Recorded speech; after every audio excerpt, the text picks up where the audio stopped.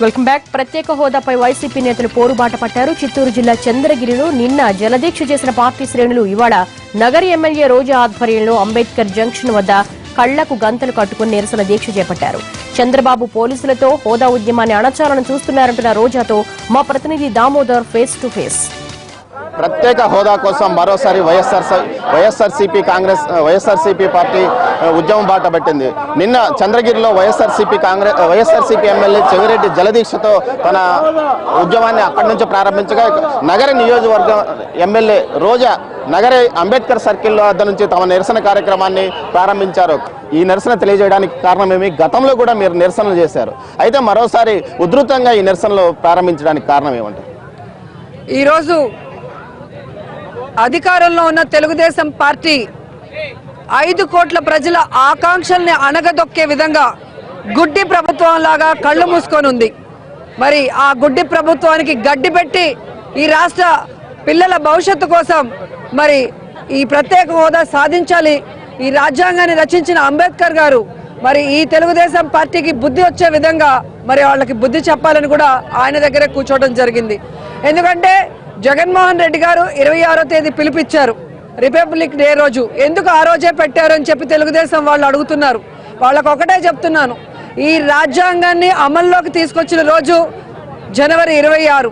So మనము స్వేచ్ఛగా సంతోషంగా బ్రతకడానికి మనకు హక్కు కల్పించిన ఈ రాజ్యాంగం దినోత్సవం రోజు మరి ఈ రాష్ట్ర భవిష్యత్తుని కాలరాస్తున్న తెలుగుదేశం పార్టీకి అలాగే బీజేపీ పార్టీకి బుద్ధి చెప్పి మరి మన యొక్క హక్కైన ఈ ప్రత్యేక హోదాని సాధించుకోవాలనే రేపు జగన్మోహన్ రెడ్డి గారు పిలుపునిచ్చారు. పవన్ కళ్యాణ్ యువతనంతనే ఆర్కే బీచ్కి రమ్మని, అదేవిధంగా విశ్వవిద్యాలయాల దగ్గర ధర్నా చేయమని నేపథ్యంలో మీరు పవన్ కళ్యాణ్ క్రెడిట్ పోతుందని మీరు ముందుగానే ఈ ప్రయత్నాలు మొదలుపెట్టారు.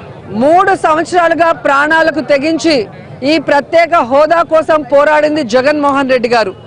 మరి పోరాటాల వల్ల ఉద్యమాల వల్ల వచ్చేది ఏమీ లేదు, విద్యార్థులు ఉద్యమాలు చేయాల్సిన అవసరం లేదన్న పవన్ కళ్యాణ్ ఈరోజు ఉద్యమాలు చేయమన్నాడు. ఆ క్రెడిట్ ఆయనకి ఏదో పోతుందని మేము ఉద్యమాలు చేస్తున్నామంటే అది చాలా హాస్యాస్పదంగా ఉంది. ఎందుకంటే ఈరోజు జగన్మోహన్ రెడ్డి గారు ఒక మొనగాడిలాగా ఈరోజు ఆర్కే బీచ్లో నేను వస్తాను యువత కోసం, మరి ఎవరైనా అరెస్ట్ చేస్తే అది వాళ్ళ విజ్ఞతకే వదిలేస్తున్నాను అంటున్నాడు. ఎందుకంటే పోలీసు వ్యవస్థ ఎవరు కూడా మా దగ్గర పర్మిషన్ తీసుకోలేదు, ఎవరు ర్యాలీకి వచ్చినా అరెస్ట్ చేస్తాము, ఇక్కడ ఏదైనా జరిగితే దానికి బాధ్యులు ఎవరు అని చెప్పి ప్రశ్నించినా కూడా నిజంగా పవన్ కళ్యాణ్ పిలుపునిచ్చుంటే నేనే పిలుపునిచ్చాను, నేనే వస్తున్నాను, నేను అండగా ఉంటాను యువతకని ఎందుకు చెప్పలేదు? ఇతనంతా ట్విట్టర్లో మాట్లాడడానికి లేదా ఎప్పుడో ఆయనకి షూటింగ్లో విరామం దొరికినప్పుడు మాట్లాడడానికే తప్ప ప్రజా సమస్యల మీద ఏ రోజు కూడా చిత్తశుద్ధితో పోరాడటం చేయలేదనేది మనం రైతుల విషయంలో కానీ విద్యార్థుల విషయంలో కానీ ఈరోజు ప్రత్యేక హోదా విషయంలో కూడా మనం గమనించవచ్చు. ప్రత్యేక హోదా విషయంలో పోరాటం చేస్తున్న యువతను ఎక్కడికక్కడ కేసుల పేరుతో అణగదొక్కడానికి ప్రయత్నిస్తే అది భవిష్యత్తులో ఇబ్బందికరంగా ఆయనకు మారే అవకాశం ఉందని ఖచ్చితంగా తాము ఈ విషయంలో ప్రత్యేక హోదా సాధించే వరకు పోరాడతామంటున్నారు. మరోవైపు పవన్ కళ్యాణ్ ట్విట్టర్ల ద్వారా తెలియజేయడమే కాకుండా ఆయన కూడా ప్రత్యక్షంగా ప్రజల్లోకి వచ్చి పోరాటం చేయాలని కానీ కేవలం ట్విట్టర్ల ద్వారా సందేశం ఇస్తూ ప్రజలను యువతను ముందుకు నడిపించాలని ప్రయత్నించడం ఎంతవరకు సమంజసంగా వస్తుంది? ఖచ్చితంగా భవిష్యత్తులో తాము మాత్రం ప్రత్యేక హోదా సాధించే వరకు ఈ పోరాటాన్ని వైఎస్ జగన్ రెడ్డి నాయకత్వంలో పోరాటాన్ని ఉధృతం చేస్తామని రోజా అంటున్నారు. కెమెరా పర్సన్ చెంచయ్యతో దామోదర్, ఎన్టీవీ, నగర్ నుంచి. ప్రత్యేక హోదాపై రిపబ్లిక్ డే రోజు జరిగే పోరాటానికి అధికార పార్టీ నేతలు కూడా కలిసి రావాలని జనసేన అధినేత పవన్ కళ్యాణ్ కోరారు. పార్లమెంట్లో ప్రధాని మోడీతో కలిసి కూర్చుంటున్న ఎంపీలు హోదాపై ప్రశ్నించడం లేదని, కనీసం జనంతో పాటు పోరాటమైనా చేయాలన్నారు పవన్. హోదాకు జల్లికట్టుకు లింక్ ఏంటన్న చంద్రబాబు వ్యాఖ్యలకు పవన్ కౌంటర్ ఇచ్చారు.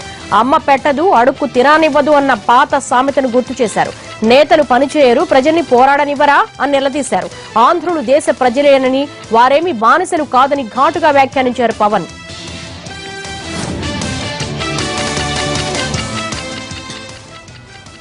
ఇవి